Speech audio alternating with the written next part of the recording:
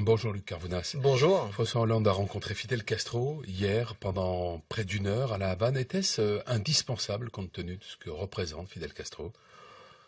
Écoutez, à partir du moment où Fidel Castro a fait savoir qu'il souhaitait rencontrer le président de la République et que le président de la République était en visite officielle à Cuba, il aurait été assez discourtois de sa part de ne pas aller à cette rencontre. Voilà, donc je crois que le président de la République lui-même ce matin a laissé entendre qu'il ne jugeait pas dans cette rencontre le bilan de Fidel Castro en termes de chef d'État, mais ça c'est l'histoire qu'il dira par la suite.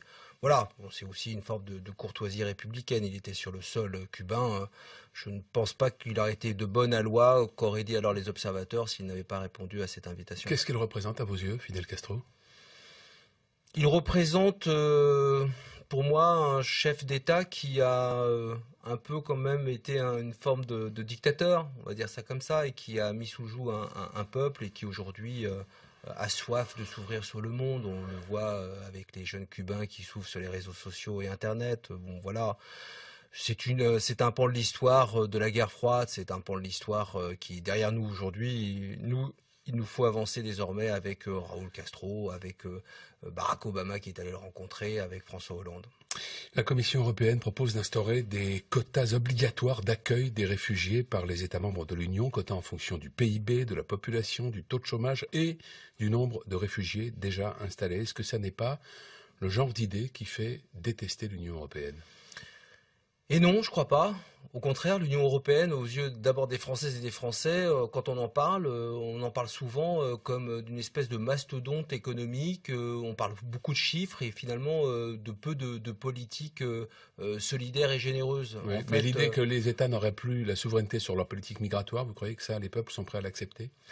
Écoutez, on a aujourd'hui un réel problème avec les migrants en Méditerranée. Donc soit on ferme les yeux et on considère que cela n'existe pas, soit on trouve des solutions. Et trouver des solutions, ce n'est pas de laisser l'Italie ou la Grèce seules face à ce problème-là. Trouver des solutions, c'est une Europe solidaire qui cherche à trouver, alors si c'est au travers de quotas en fonction du PIB, du taux de chômeurs, du nombre de personnes déjà reçues, pourquoi pas, et ils vont en discuter je crois demain, mais il faut en tous les cas qu'il y ait une réponse politique, et il faut distinguer les personnes que l'on reçoit au titre du droit d'asile, des migrants que l'on connaît par ailleurs, qui sont des immigrés clandestins pour raisons plutôt économiques.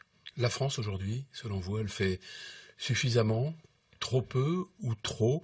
L'an passé, la France a reçu 10% des demandes d'asile de l'ensemble de l'Union européenne.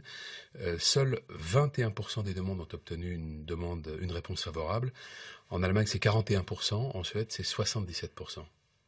Oui, chaque pays a son mode de faire. En tous les cas, souvenez-vous de ce que disait Michel Rocard, que nous n'avons pas vocation à accueillir toute la misère du monde, mais pourtant, il faut mais aussi... on doit y prendre notre part, et voilà, c'est ce que j'allais compléter, exactement. Et donc, ce qui va se passer demain, c'est justement que tous les pays prennent leur part à ce problème qui est un problème européen. Et la France est loin d'être en défaut sur cette question-là. Cette politique de quotas, elle pourrait alléger la charge pour la France en la répartissant dans des pays qui aujourd'hui ne prennent pas part? À mon avis, cette politique de quotas va déjà alléger beaucoup l'Italie et la Grèce. Et d'ailleurs, le Premier ministre italien a eu raison de lancer l'appel qu'il a lancé, qui a provoqué d'ailleurs cette rencontre au mois d'avril. Donc il faut maintenant que nous prenions nos responsabilités. On ne peut pas continuer à regarder des personnes qui payent un droit d'entrée pour monter sur une sorte de chaloupe et les voir mourir dans la Méditerranée. C'est pas l'idée que je me fais de l'Europe et c'est pas l'idée que je me fais d'un responsable politique. La campagne des régionales est lancée. La droite demande la démission de Claude Barthelone, le président de l'Assemblée, qui est candidat à la tête de liste. Enfin, pas toute la droite. Chantal Joanneau ne le demande pas. Oui, mais elle est beaucoup moins de mauvaise foi. De la droite. Écoutez, vous savez, par ce genre de sortie de Valérie Pécresse, je comprends bien qu'elle soit un petit peu aux abois face à la personnalité de Claude Barthelone et qu'elle en soit à demander sa démission déjà. Mais il faut que l'on fasse très attention les responsables politiques par ce genre de phrases populistes qui ne font que provoquer des défiances auprès de nos concitoyens. Parce que, est-ce que vous avez entendu un responsable de gauche et du Parti socialiste demander la démission de Gérard Larcher parce qu'il est le président du comité de soutien de Valérie Pécresse. Non, parce que c'est ridicule. Et la sortie de Valérie Pécresse est une sortie ridicule.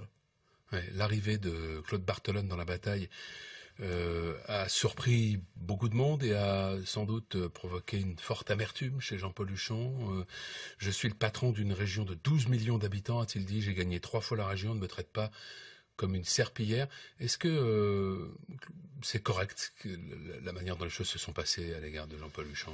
Si la question est de me demander si Jean-Paul Huchon a été un président pendant 17 ans en capacité aujourd'hui d'être dans une dynamique pour que la région reste à gauche autour de Claude Barthelone, de Jean-Paul Huchon, d'Anne Hidalgo, de Marie-Pierre de la Gontrie, avec évidemment dans la campagne le Premier ministre Manuel Valls comme il l'a fait au municipal et au départemental, je ne vois pas où il y a la difficulté d'imaginer que quelqu'un dans ce dispositif-là n'est pas bien traité. Et puis vous savez, cela veut dire quoi de l'amertume en politique ? En politique, on a affaire à des responsables de premier plan. Jean-Paul Huchon est un responsable de premier plan. Et dans sa responsabilité, je n'imagine pas un instant qu'il a œuvré pendant 17 ans en Île-de-France pour faire prendre conscience de la réalité de ce territoire francilien auprès de nos concitoyens, pour que demain, ce soit Valérie Pécresse qui s'installe dans ce fauteuil. Alors, et donc, il a une réponse et un comportement que je salue et que je trouve être le comportement le plus responsable qui soit, comme d'ailleurs l'a fait dès le lendemain de son annonce de disponibilité Marie-Pierre de la Gontrie. Ouais, il y a 24 heures, tout juste, Jean-Paul Huchon disait encore, en parlant de Claude Barthelone, il est élu de la Seine-Saint-Denis, un département qui ne fait pas vraiment rêver, et en plus il veut rester président de l'Assemblée nationale. Comment va-t-il faire pour mener campagne alors qu'elle va se dérouler en plein vote du budget au Parlement? Oui. On va dire que ce type de sortie était sous le coup du choc. Ouais. Maintenant, les choses sont apaisées. Il faut de l'apaisement et de la sérénité. C'est parfois l'art de la contorsion. La politique, c'est l'art du compromis.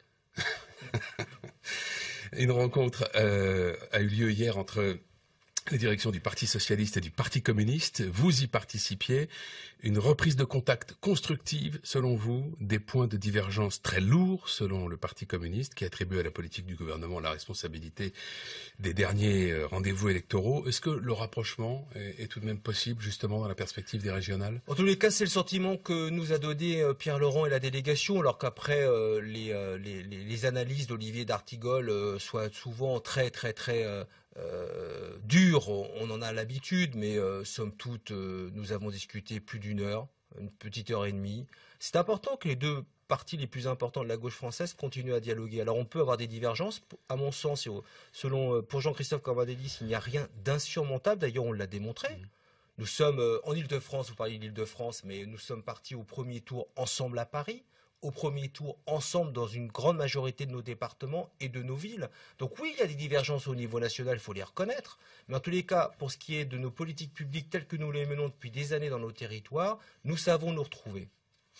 Un mot très rapide sur les critiques contre la réforme du collège. Est-ce que vous pensez que ça peut être Najat Vallaud-Belkacem elle-même, pour ce qu'elle représente, qui soit visée? Très certainement. Vous savez, aujourd'hui, la droite s'est énormément radicalisée. On a vu ses sorties vis-à-vis de la garde des Sceaux, Christiane Taubira. Aujourd'hui, on est dans un bis repetita. Voilà, la droite a des cibles. Ce sont des cibles, comme par hasard, qui sont des symboles forts de la gauche. Et au travers de sujets très importants, parce qu'on ne peut pas, au nom de campagne politique, dire n'importe quoi. Et aujourd'hui, la droite, sur les questions d'éducation, dit absolument n'importe quoi.